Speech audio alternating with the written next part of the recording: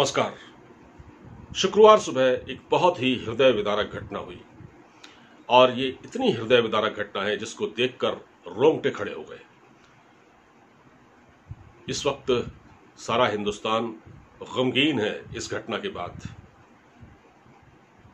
महाराष्ट्र के औरंगाबाद में मध्य प्रदेश के कुछ मजदूर जो कि महाराष्ट्र में काम की तलाश में आए हुए थे, प्रवासी मजदूर, वो घर की ओर लौट रहे थे। जालना से भुसावल की ओर जाने वाली एक मालगाड़ी उनके ऊपर चढ़ गई और ये 16 मजदूर वहीं के वहीं मारे गए, कटकर मर गए। असल में ये मजदूर थके हारे थे, तो ये थके थे इसलिए शायद ये पटरियों पर सो गए और उनको ये अंदाजा भी नहीं था शायद कि मालगाड़ियां तो चल रही हैं अभी, केवल मुसाफिर ट्रेन बंद है। तो उन्होंने सोचा होगा कि ट्रेन तो नहीं आ रही है, इसलिए चलो यहां आराम कर लेते हैं। ये उनकी गलती थी। बहरहाल जो भी है, ये बहुत ही दुखद घटना है और ये 16 के 16 मजदूर मारे गए। ये अपने परिवारों को लौट रहे थे। आप सोचिए कि कितने बेबस और लाचार रहे होंगे ये मजदूर, और इनकी जो मौत हुई है इसका जवाब किसके पास है। वैसे तो हमारे वहां श्रमिकों को लेकर बड़ी बड़ी सेमिनारें होती हैं इस देश में, बड़े बड़े लेक्चर होते हैं, बहुत सारे जो इंटेलेक्चुअल्स होते हैं वो मजदूरों पर ही बात करते हैं। हमारे देश में हालत यह है कि तमाम संगठन हैं, जो मैं इनका नाम आपको गिनवा देता हूं। इंटक है एक संगठन, ये लेफ्ट ओरिएंटेड है। ऐसे ही एटक है, ऐसे ही एलवीएफ है, एक भारतीय मजदूर संघ है जो कि आरएसएस का ही अनुषंगिक संगठन है, और इस देश में एक श्रम मंत्रालय भी है। इस देश में एक श्रम मंत्रालय भी है और उस श्रम मंत्रालय में एक मंत्री भी है, और उस मंत्री के नीचे तमाम लोग काम करते हैं, कर्मचारी, अफसर, ब्यूरोक्रेट वहां काम करते हैं, और उस मंत्री के पीछे गाड़ियों का काफिला होता है जब वो निकलता है तो। लेकिन इन सब के बावजूद श्रमिकों का ये हाल है कि आज वो ट्रेन से कटकर मर जाते हैं बेबसी में। आजादी के 70 साल बाद भी ये हालत है। हमारे वहां जो अनऑर्गेनाइज सेक्टर यानी असंगठित क्षेत्र का जो मजदूर है, उसकी किस्मत में तो सिर्फ मरना ही लिखा हुआ है। इनका कोई रिकॉर्ड ही नहीं है सरकार के पास। ये कितने हैं, कहां काम करते हैं, कोई रिकॉर्ड नहीं है। इनके दिहाड़ी मिलती है, नहीं मिलती, ठेकेदार इनका कितना शोषण करता है, पैसा देता है या नहीं देता, इससे किसी भी सरकार को कोई वास्ता नहीं है। हाँ, एक चीज और देखता हूं मैं कि हर जिले में, भारत सरकार में, यानी भारत के हर जिले में एक लेबर कोर्ट भी होती है, यानी कि जिसको कहते हैं हम लेबर कोर्ट, यानी कि जो श्रमिकों से जुड़ी हुई बात सुनता है, उनके मामले सुनता है। एक लेबर कोर्ट भी होती है, वहां एक लेबर कमिश्नर भी होता है, और ये सब जो है ये सफेद हाथी हैं। लेबर्स की कहीं कोई सुनवाई नहीं होती।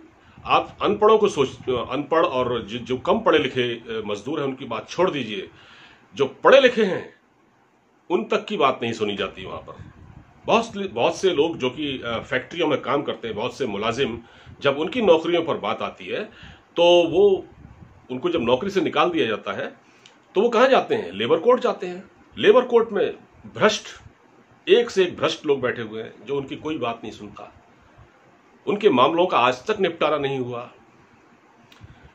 तो क्या है, क्या फिर ऐसे लेबर कोर्ट की, ऐसे श्रम मंत्रालय की, ऐसे जो मजदूर यूनियनें हैं जिनका नाम मैं बता रहा हूं, एटक और इंटक, इस टाइप के भारतीय मजदूर संघ, इनकी जरूरत क्या है? तमाम लोगों की नौकरियां, अभी आप सोचिए, हम तो इन मजदूरों की बात कर रहे हैं जो ये बेचारे ट्रेन से कटकर मर गए, इनकी तो खैर कोई सुनने वाला ही नहीं है। आप ये देखिए कि बड़ी बड़ी फैक्ट्रियों में तालाबंदी हो गई। गुड़गांव जैसी जगहों में कई बार आंदोलन हुए, पुलिस ने गोलियां तक चलाई, मजदूरों के हाथ पैर तोड़ दिए गए। कोई एक मजदूर यूनियन का नेता वहां पहुंचा? नहीं पहुंचते ये लोग, क्योंकि इनकी सबसे बड़ी वजह ये है कि जो फैक्ट्रियों के जो मालिक होते हैं, ये पैसा देकर इनका मुंह बंद कर देते हैं, इनके मुंह में पैसा ठूंस देते हैं और ये लोग आराम से बैठ जाते हैं। मेरा कंसर्न सिर्फ इतना है कि अगर इस देश में कोई श्रम मंत्रालय है, कोई मजदूर यूनियन है, तो क्यों नहीं खड़ी होती इनके लिए? कौन है इनकी सुनने वाला? और सबसे बड़ी बात यह है कि इस पर राजनीति होती है। उद्धव ठाकरे अब जो है 5 लाख का मुआवजा दे रहे हैं। शुरू में क्या इन लोगों के लिए ट्रेन का इंतजाम नहीं कर सकते थे? इन्होंने क्यों जाने दिया? और वो मजदूरों को भड़का कौन रहा था वहां पर? महाराष्ट्र में जो बांद्रा में जो भीड़ इकट्ठी हुई थी, वो किसके इशारे पर हुई थी? तब उद्धव ठाकरे क्या कर रहे थे? क्या तब उनकी सरकार को ये सब नहीं दिख रहा था? उन्होंने ये सब कैसे होने दिया? इसी तरह दिल्ली के आनंद विहार बस अड्डे पर भीड़ इकट्ठी हुई, हजारों की तादाद में, लाखों की तादाद में रातों रात भीड़ इकट्ठी हो गई। उन मजदूरों को डराया गया कि तुम्हारे लिए अब यहां कुछ नहीं है, तुम जाओ।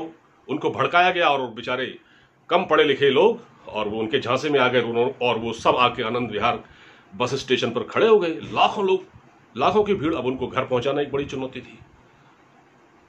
तो यहां पर यह भी होता है, मजदूरों को पहले भड़काया जाता है, फिर उनकी जब वो मर जाते हैं या उनके साथ कोई दुर्घटना हो जाती है तो उनके नाम पर फिर राजनीतिक रोटियां सेकी जाती हैं। ऐसा ही होता आया है 70 सालों से। कोई सुनने वाला नहीं है। मजदूरों की तो खैर कोई पूछता ही नहीं है, और जो असंगठित क्षेत्र के जो मजदूर हैं उनका तो यहाँ कोई माई बाप नहीं है। और ये जो घटना हुई है इसके लिए अब मैं गुजारिश करता हूं अपनी सरकार से भी और हमारे विभिन्न राजनीतिक दलों से, ये सब दोषी हैं। ये कृपया मजदूरों के नाम पर राजनीति का पाखंड करना बंद करें। ये बहुत हो चुका है, क्योंकि आप सब जिम्मेदार हैं इसके लिए। केवल एक कोई पार्टी जिम्मेदार नहीं है। 70 सालों से बाकी पार्टियां भी इस देश में राज करती आई हैं, उन्होंने भी सत्ता की मलाई खाई है।